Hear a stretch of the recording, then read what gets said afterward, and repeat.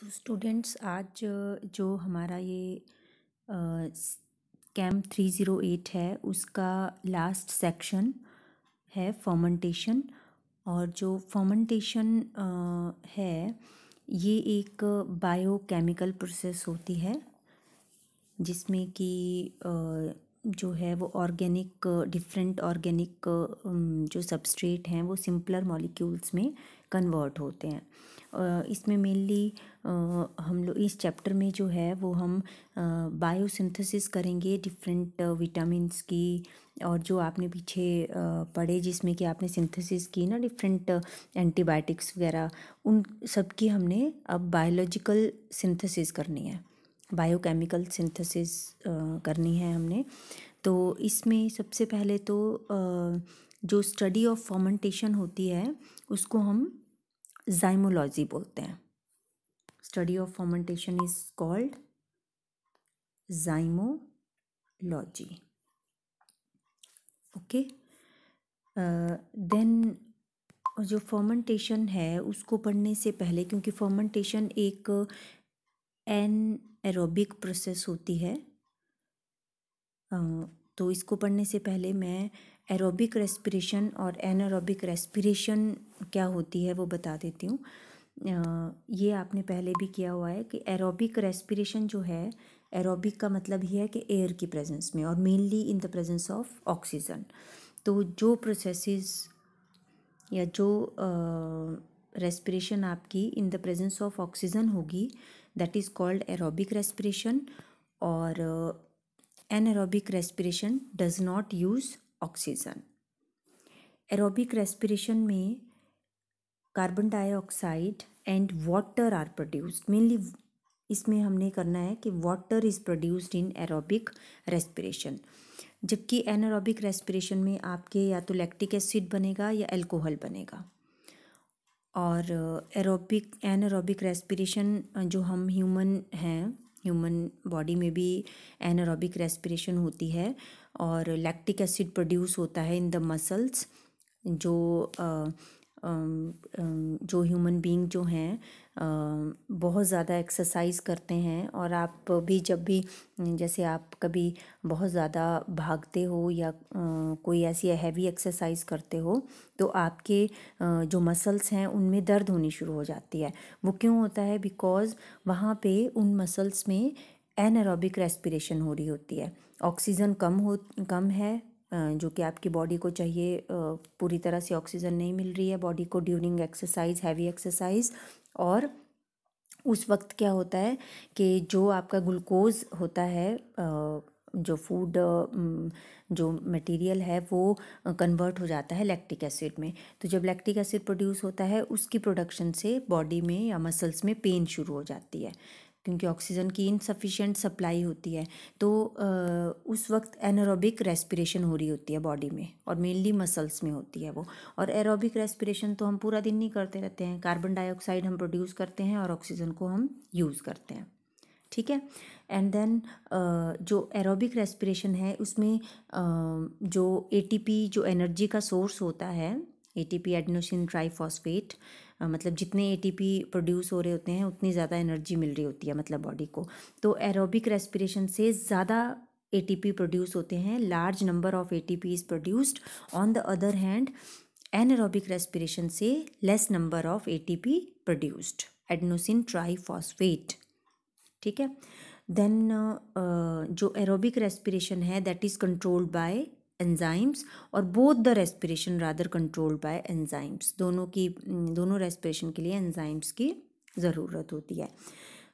Carbon dioxide aerobic respiration में हमेशा produce होगा ही होगा, जो हम रिलीज़ करते हैं ना एरोबिक रेस्पिरेशन में, ऑक्सीजन लेंगे और कार्बन डाइऑक्साइड प्रोड्यूस करेंगे। जो यहाँ पे एनारोबिक रेस्पिरेशन में है तो carbon dioxide produced only in alcoholic fermentation. यहाँ पे हम दो तरह की करेंगे, lactic acid fermentation and alcoholic fermentation करेंगे। तो या तो लैक्टिक एसिड प्रोड्यूस होगा या अल्कोहल प्रोड्यूस होगा, है ना। तो जो लैक्टिक एसिड फर्मेंटेशन अगर होती है तो कार्बन डाइऑक्साइड प्रोड्यूस नहीं होता है, अगर अल्कोहलिक होती है तो कार्बन डाइऑक्साइड प्रोड्यूस होता है एनारोबिक रेस्पिरेशन में। और जो एरोबिक रेस्पिरेशन में है इसके स्टेप्स, क्योंकि ये बायो के लिए ज़्यादा इंपॉर्टेंट है, पर आपको 2 स्टेप्स पता ही होने चाहिए कि ग्लाइकोलिसिस और क्रैब साइकिल में एंटर कर जाता है। इसमें पायरुवेट ऑक्सीडेशन होती है। कौन कौन से स्टेप्स होते हैं एरोबिक रेस्पिरेशन में? ग्लाइकोलिसिस होता है, पायरुवेट ऑक्सीडेशन होती है, and then Krebs cycle and electron transport chain, ये मेन स्टेप होते हैं। और एनारोबिक रेस्पिरेशन में ग्लाइकोलिसिस होती है और उसके बाद एनारोबिकली जो है वो आपका लैक्टिक एसिड प्रोड्यूस होता है। ये लास्ट स्लाइड में भी करेंगे हम कैसे होता है, ठीक है। और जो एरोबिक रेस्पिरेशन में है वो that is seen in most of the organisms, और जो एनारोबिक रेस्पिरेशन है that is seen only in bacteria, fungi and human body में भी, मसल्स में जो है वो ये मसल सेल्स में एनारोबिक रेस्पिरेशन देखने को मिलती है। एक्चुअली फर्मेंटेशन जो है वो एक एनारोबिक रेस्पिरेशन ही है। फर्मेंटेशन कैसी है? एनारोबिक प्रोसेस है, मतलब in the absence of oxygen जो होती है। लेकिन आगे इसीलिए हमने ये डिफरेंस भी किया। तो जैसी प्रोसेसेस आपके एनारोबिक रेस्पिरेशन में होंगी वही सेम आपकी फर्मेंटेशन में भी होती हैं। देन फर्मेंटेशन जो होती है that is the conversion of carbohydrate मतलब जैसे ग्लूकोज ले लो, प्लांट फूड जो होता है ना, जैसे मान लो ग्लूकोज ले रहे हैं हम कार्बोहाइड्रेट, ठीक है, उसको अल्कोहल में कन्वर्ट करने की प्रोसेस होती है। अल्कोहल के साथ साथ कार्बन डाइऑक्साइड भी इसमें प्रोड्यूस होता है। अगर लैक्टिक एसिड प्रोड्यूस हो रहा है तो हमने क्या बोला कि कार्बन डाइऑक्साइड नहीं प्रोड्यूस होगा वहाँ पे, ठीक है।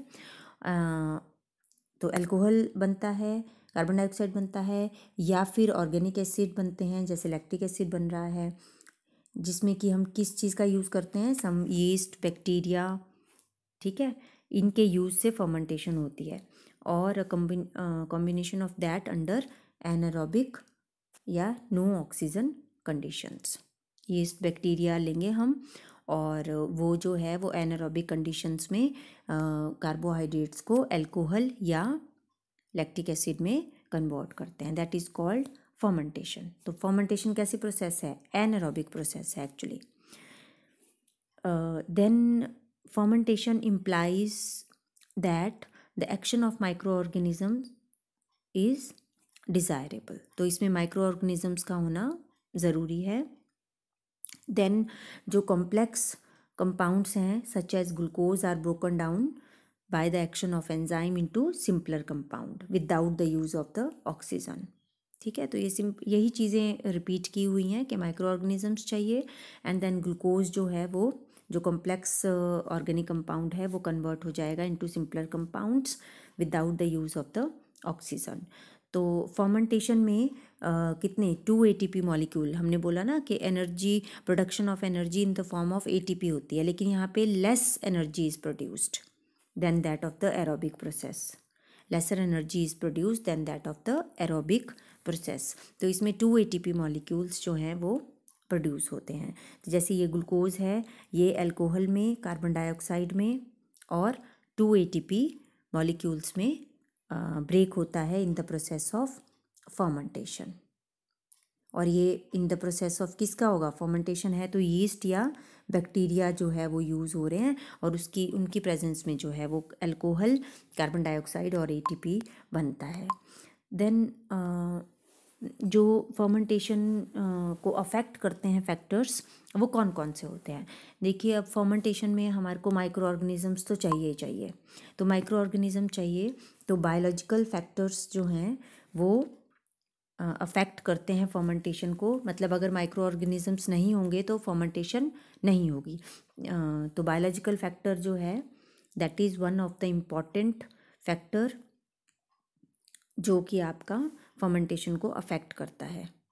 Presence of desired micro organism is required, ठीक है। जैसे हमने घरों में आपने देखा होगा कि जो आपका आटा होता है उसमें अगर यीस्ट डालते हैं तो वो फूल के जो है वो वहाँ पे फर्मेंटेशन हो जाती है उस आटे की, और यीस्ट जो है उसको फर्मेंट कर देता है, और उसमें जो है एयर बबल्स आ जाते हैं। तो वो एयर बबल्स जो हैं वो आपके यीस्ट की प्रेजेंस में होते हैं, एरेशन हो जाती है उस आटे की, जो गूंदा हुआ आटा होता है। तो इसका मतलब पानी भी चाहिए, required amount of water. Water is also the important factor that affect the fermentation. कई बार अगर पानी ज़्यादा हो जाए, और ज़्यादातर आपने देखा होगा कि आपके घरों में जब भी ये वाली प्रोसेस होती है, सिंपल प्रोसेस फर्मेंटेशन की, तो इसमें जो है वो ल्यूक वार्म वाटर, थोड़ा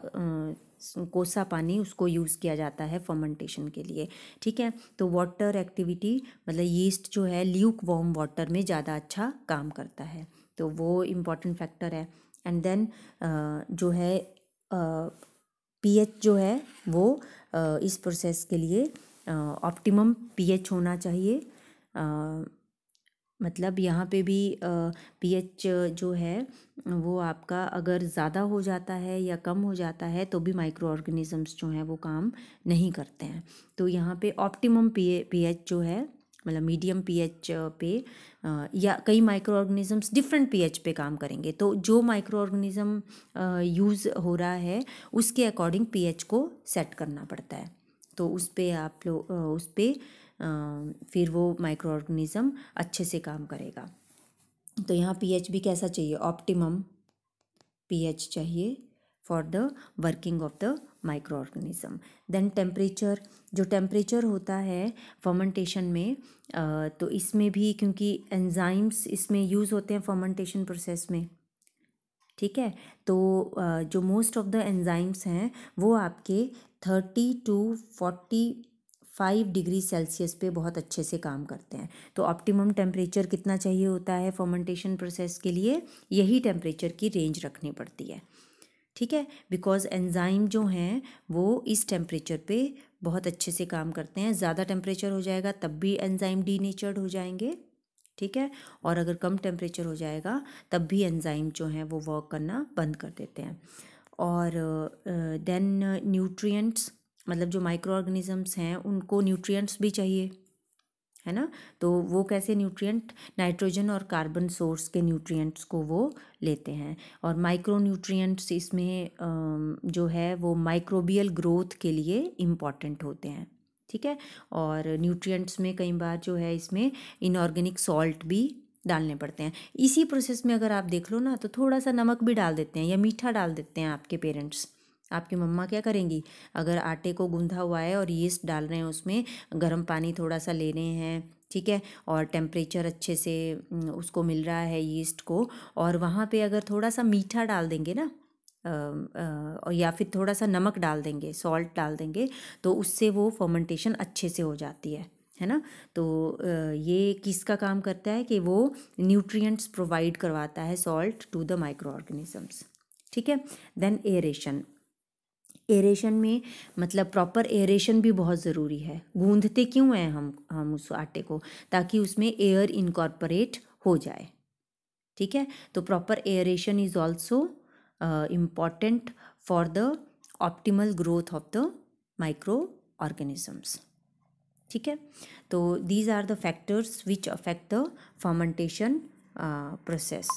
देन नेक्स्ट है कि आपकी जो सिलेबस में है वो इंडस्ट्रियल फर्मेंटेशन है। मतलब आप यहाँ पे हम लोग जैसे अल्कोहल बनाएंगे, इथेनॉल, है ना। तो इंडस्ट्री में फर्मेंटेशन से कैसे अल्कोहल बनता है, तो इंडस्ट्रियल फर्मेंटेशन प्रोसेस हम करेंगे। वैसे तो फर्मेंटेशन की और टाइप्स भी होती हैं, लेकिन यहाँ पे हमने मेनली इंडस्ट्रियल फर्मेंटेशन पे एम्फेसिस करना है। और उसमें जो है वो आपकी दो तरह की होती है इंडस्ट्रियल फर्मेंटेशन। एक आपकी एरोबिक फर्मेंटेशन होती है और एक एनएरोबिक फर्मेंटेशन होती है।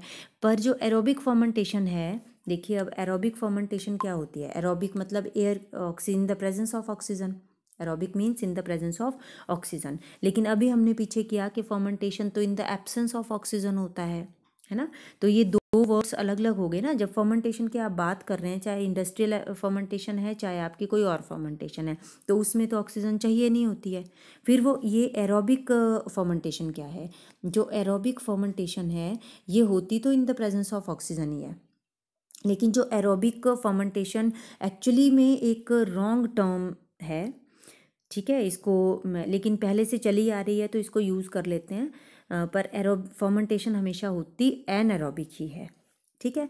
पर जो एरोबिक फर्मेंटेशन में जो ऑक्सीजन यूज़ हो रही है वो एक्चुअली ऑर्गेनिज्म यूज़, जो माइक्रो ऑर्गेनिजम्स है ना, यीस्ट या bacteria etcetera, these organism use oxygen for the conversion of the complex organic compounds, but the process is known as, क्योंकि ऑर्गेनिज्म यूज़ कर रहे हैं ऑक्सीजन को, ठीक है। ऑर्गेनिज्म क्यों यूज़ कर रहे हैं ऑक्सीजन को?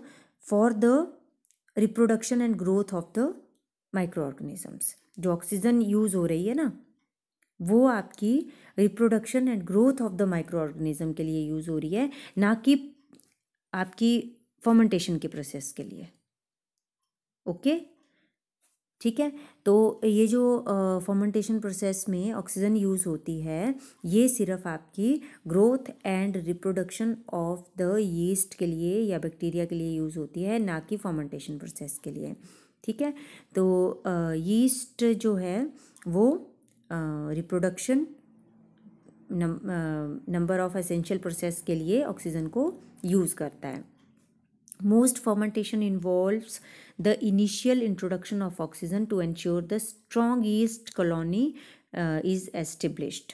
तो मतलब अच्छे से यीस्ट की कॉलोनी बन जाए फर्मेंटेशन प्रोसेस में, यीस्ट अच्छे से वर्क करना। कि कॉलोनी कैसे बनेगी? जब रिप्रोड्यूस होंगे यीस्ट। जैसे मान लो एक ही यीस्ट का जो है वो माइक्रो ऑर्गेनिज्म है और उसको बहुत सारे यीस्ट बनाने के लिए रिप्रोडक्शन के लिए क्या चाहिए? यीस्ट को ऑक्सीजन चाहिए। तो यीस्ट की कॉलोनी बन जाती है इन द प्रेजेंस ऑफ ऑक्सीजन, तो फर्मेंटेशन की प्रोसेस अच्छे से हो जाती है। तो इसलिए ऑक्सीजन दे रहे हैं, ना कि ऑक्सीजन फर्मेंटेशन में यूज़ हो रही है, ठीक है। तो yeast will ferment without using oxygen even if oxygen is available. मतलब फर्मेंट वो विदाउट ऑक्सीजन ही करेंगे, रिप्रोड्यूस वो इन द प्रेजेंस ऑफ ऑक्सीजन करते हैं। तो एरोबिक फर्मेंटेशन जो है वो एक रॉन्ग टर्म है जो कि यूज़ हो रही है। एक्चुअली फर्मेंटेशन में एनएरोबिक फर्मेंटेशन रहती है। तो एनएरोबिक फर्मेंटेशन दो तरह की है, industrial fermentation, aerobic fermentation and anaerobic fermentation. Aerobic fermentation मैंने बता दिया। अब एनएरोबिक फर्मेंटेशन जो है, it is the fermentation in which no oxygen is there, ठीक है। Provision of aeration is usually not needed. Even कि अगर एयर प्रेजेंट है फर्मेंटर में, फर्मेंटर क्या है? वो वाली वेसल जिसमें कि आप फर्मेंटेशन प्रोसेस कर रहे हैं, तो फर्मेंटर जो है वो ऑक्सीजन के बिना होना चाहिए, ठीक है। और जो ऑक्सीजन है फर्मेंटर में अगर प्रेजेंट भी होती है ऑक्सीजन, तो उसको किससे रिप्लेस किया जाता है? कार्बन डाइऑक्साइड, वाटर, नाइट्रोजन या इन सब के मिक्सचर से रिप्लेस कर दिया जाता है। मतलब ऑक्सीजन नहीं होना चाहिए फर्मेंटेशन प्रोसेस में, फर्मेंटर में। फर्मेंटर क्या है? The vessel in which fermentation process takes place. और जो फर्मेंटेशन है it usually liberates carbon dioxide and hydrogen. इसमें वाटर नहीं बनता है, फर्मेंटेशन प्रोसेस में वाटर नहीं बनता है, ठीक है। जबकि आपने रेस्पिरेशन पीछे पढ़ा, उसमें वाटर बनता है ना, तो इसमें नहीं बनता है फर्मेंटेशन प्रोसेस में। और जो इसमें जो प्रोडक्ट बनेगा बाद में जब आपका एनारोबिक फर्मेंटेशन हो जाएगी और जो प्रोडक्ट बनता है that can be collected in the मतलब वो उसके लिए ये ज़रूरी नहीं है कि उसके लिए भी एनारोबिक कंडीशंस हों। जो प्रोडक्ट बनेगा वो आपका एरोबिक कंडीशन में भी लिया जा सकता है। Recovery of product from the anaerobic fermenters does not require anaerobic condition. सिर्फ आपके जब फर्मेंटेशन हो रही है तो उस टाइम एनारोबिक कंडीशंस होनी चाहिए। जब आपके पास प्रोडक्ट आ गया तो चाहे आपके पास एरोबिक कंडीशंस हों, एनारोबिक हों, तो वो फ़र्क नहीं पड़ता है। क्लियर हो गया? तो ये दो तरह की फर्मेंटेशन थी, industrial fermentation, aerobic fermentation and anaerobic fermentation. और जो फर्मेंटेशन है वो एक्चुअली एनारोबिक प्रोसेस है। अगर आप उसको एरोबिक फर्मेंटेशन भी बोल रहे हैं, तो एरोबिक फर्मेंटेशन ऑक्सीजन जो है वो जस्ट यीस्ट की कॉलोनी बनाने के लिए, क्योंकि वो ग्रोथ और रिप्रोडक्शन में हेल्प करता है ऑक्सीजन, तो इसलिए वहाँ पे यूज़ किया जाता है। अदरवाइज ऑक्सीजन जो है that is not required for the fermentation. अब ये डायग्रामेटिक रिप्रेजेंटेशन है, ये आपको बताएगी, this representation shows the aerobic respiration process and fermentation process, जिसमें कि एनारोबिक पाथवे यूज़ होता है। तो देखिए इन दोनों ही प्रोसेस में रेस्पिरेशन में जो है, अब रेस्पिरेशन में भी हमने किया कि रेस्पिरेशन एनारोबिक भी होती है और एरोबिक रेस्पिरेशन भी होती है। और एरोबिक पाथवे अगर यूज़ कर रही है रेस्पिरेशन, मतलब ऑक्सीजन का यूज़ कर रही है वो, है ना, तो उस केस में अब देखिए हमने रेस्पिरेशन तो पढ़ना नहीं है, हमारा मेन एम्फेसिस है फर्मेंटेशन पे। तो फर्मेंटेशन और रेस्पिरेशन में अगर यहाँ पे हम फ़र्क देखें तो क्या है कि रेस्पिरेशन जो है वो एरोबिक पाथवे अगर फॉलो करती है तो उसमें क्या क्या स्टेप्स होते हैं, हमने पढ़ा था ना अभी पीछे कि स्टेप्स कौन कौन से हैं। एक तो ग्लाइकोलिसिस, देन उसके बाद आपका यहाँ पे पायरुवेट फॉर्म होने के बाद फिर आपका क्रैब साइकिल का स्टेप फॉलो होता है, और फिर उसके बाद लास्ट में आपके कार्बन डाइऑक्साइड और वाटर बनता है एनर्जी के साथ, और large amount of energy is liberated in this process respiration में, है ना। एटीपी के 36 मॉलिक्यूल जो हैं वो एटीपी के इसमें प्रोड्यूस होते हैं, एडेनोसिन ट्राइफॉस्फेट के। तो यहाँ पे ये देखिए इस तरफ फर्मेंटेशन है, तो इसमें भी ग्लाइकोलिसिस होती है। ग्लाइकोलिसिस क्या है? ग्लूकोज का टूटना, ग्लूकोज का जो है वो ब्रेक डाउन होना। ग्लूकोज जो है फर्स्ट ऑफ ऑल C6H12O6 जो है by in the presence of NAD। अब ये NADH और NAD पॉजिटिव क्या है? ये आपका होता है nicotinamide adenine di nucleotide, nicotinamide adenine di nucleotide. और अगर पॉजिटिव है तो मतलब विदाउट ऑक्सीजन है ये, ठीक है।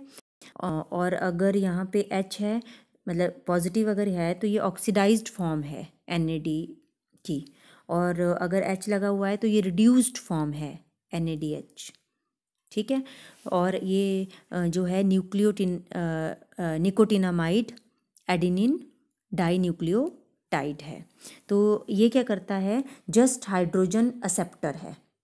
ग्लूकोज से जो हाइड्रोजन रिलीज होंगे, देखिए इस प्रोसेस में ग्लाइकोलिसिस में ग्लूकोज जब टूटेगा तो हाइड्रोजन भी रिलीज होंगे, तो ये hydrogen are accepted by the NAD positive, उसकी ऑक्सीडाइज्ड फॉर्म से ये एक्सेप्ट किए जाएंगे और NADH में कन्वर्ट हो जाएंगे, ठीक है। ये एरो ऐसे करके है ना, मतलब इस प्रोसेस में NAD यूज़ हो रहा है और H लग रहा है उसके साथ। एक्चुअली फॉस्फेट ग्रुप होता है इसमें, डबल बॉन्ड O और O नेगेटिव, इस तरह से ग्रुपिंग होती है। 2 फॉस्फेट ग्रुप होते हैं, और ये 2 फॉस्फेट ग्रुप जो हैं, ये जो आपका निकोटिनामाइड एडेनिन डाई न्यूक्लियोटाइड होता है ना, इसमें 2 फॉस्फेट ग्रुप होते हैं, और फॉस्फेट ग्रुप में यहाँ पे O के ऊपर नेगेटिव चार्ज है, तो ये नेगेटिव चार्ज जो है वो क्या कर लेता है? हाइड्रोजन को एक्सेप्ट करता है, ठीक है। तो ये हाइड्रोजन एक्सेप्टर का काम कर रहा है यहाँ पे ग्लाइकोलिसिस प्रोसेस में। और जब ये हो रहा है तो जो ATP भी प्रोड्यूस हो रहे हैं, 2 moles of ATP are produced in this process. ADP क्या है? Adenosine diphosphate is converted into adenosine triphosphate, और पायरुवेट बनता है। ये 2 का क्या मतलब है? 2 मतलब 2 molecules of pyruvate are formed. और पायरुवेट क्या है? पायरुवेट का क्या फॉर्मूला है? CH3COO negative, this is pyruvate. समझ में आया? पायरुवेट क्या है? CH3COO negative is pyruvate. अगर यहाँ H लग जाए तो दिस इज पायरुविक एसिड। तो पायरुवेट बनते हैं 2। देखिए एक पायरुवेट में 3 कार्बन आ गए, ग्लूकोज में 6 होते हैं, तो दूसरे पायरुवेट में कितने कार्बन आ जाएंगे? 3 और आ जाएंगे। 2 पायरुवेट मॉलिक्यूल बन गए, एंड देन देयर इज अब अगर रेस्पिरेशन हो रही है तो वो क्रैब साइकिल में एंटर हो जाएगा, एंड कार्बन डाइऑक्साइड, वाटर और एनर्जी रिलीज होगा। और एनर्जी यहाँ पे आपका 36 ATP मॉलिक्यूल जो हैं वो प्रोड्यूस होते हैं। और यहाँ पे अगर वो फर्मेंटेशन प्रोसेस में जा रहा है तो pyruvate release 2 moles of carbon dioxide and result in the formation of acetaldehyde. अब देखिए पायरुवेट का क्या फॉर्मूला था, CH3CO नेगेटिव, ठीक है। तो फिर उसके बाद एसिटिक एसिड एसिटल्डिहाइड बनेगा। एसिटल्डिहाइड क्या होता है, CH3CHO, ये होता है ना, C डबल बॉन्ड OH, ये होता है एसिटल्डिहाइड। एसिटल्डिहाइड क्या है, CH3COH, ये एसिटल्डिहाइड है। तो यहाँ पे कार्बन डाइऑक्साइड जो है वो रिमूव हो जाती है। 2 मोल्स ऑफ 2 पायरुवेट थे, 2 एसिटल्डिहाइड बने with the removal of 2 mole of carbon dioxide, ठीक है, ये रिलीज हो जाएगा। अब इसको जो आपका एसिटल्डिहाइड बना, इससे क्या बनना है, इथेनॉल बनना है। इथेनॉल का क्या फॉर्मूला होता है, CH3CH2OH। तो यहाँ पे हाइड्रोजन चाहिए, अब इसको यहाँ पे भी हाइड्रोजन चाहिए, यहाँ पे भी हाइड्रोजन चाहिए, CH3CH2OH बनाना है ना इसने। तो वो हाइड्रोजन कौन देगा, जो यहाँ पे हाइड्रोजन एक्सेप्ट किया था NAD ने, वो अब NADH जो है, it gives 2 hydrogen to the acid aldehyde and converted into 2 NAD positive, ठीक है। तो ये साइकिल चलता रहता है, ग्लूकोज से अल्कोहल बन रहा है और जो NAD पॉजिटिव यहाँ पे प्रोड्यूस हो रहे हैं, these are used up in this process, ठीक है। और जो यहाँ प्रोड्यूस हो रहे हैं, these are used up in the last step. Carbon dioxide release हो रही है, पायरुवेट से एसिटल्डिहाइड बनेगा एंड देन अल्कोहल। तो ये मेन स्टेप हैं फर्मेंटेशन के, ग्लाइकोलिसिस, देन उसके बाद पायरुवेट से डीकार्बोक्सिलेशन, फिर उसके बाद हाइड्रोजन का रिमूवल, हाइड्रोजन का एडिशन लास्ट स्टेप में, ठीक है, और इथेनॉल का प्रोडक्शन। तो ये था general representation of aerobic respiration and fermentation process. तो यहाँ से आप डिफरेंस भी कर सकते हैं दोनों प्रोसेसेस में कि what is the difference between aerobic respiration and fermentation. तो क्या क्या डिफरेंस होंगे, देखो दोनों में ग्लाइकोलिसिस तो होगा ही, लेकिन in respiration the pyruvate enters into the Krebs cycle and carbon dioxide, water and energy is released. और एनर्जी जो रिलीज होती है इसमें, अगला डिफरेंस क्या है कि large amount of energy is released here, 36 ATP molecule, जबकि इस प्रोसेस में जो है वो only 2 ATP molecules are produced, less amount of energy is produced and pyruvate enters into the after decarboxylation enters into the acetaldehyde formation and then ethanol is produced in this process. No water molecule is produced in fermentation process, only in case of अगर आगे हम ethanol की fermentation भी करेंगे, फिर वहाँ पे carbon dioxide भी प्रोड्यूस हो जाएगा, लेकिन वाटर इसमें प्रोड्यूस नहीं होता है फर्मेंटेशन प्रोसेस में, जब तक कि इथेनॉल बन रहा है ना ग्लूकोज से, ठीक है। तो यहाँ पे जो है आप ये डिफरेंसेस कर सकते हैं, है ना। और यहाँ पे एरोबिक रेस्पिरेशन है तो oxygen is required in this process, fermentation anaerobic process है तो यहाँ पे आपके ऑक्सीजन जो है वो ये ज़रूरत नहीं होती है फर्मेंटेशन प्रोसेस के लिए। तो this is all about today, thank you so much students.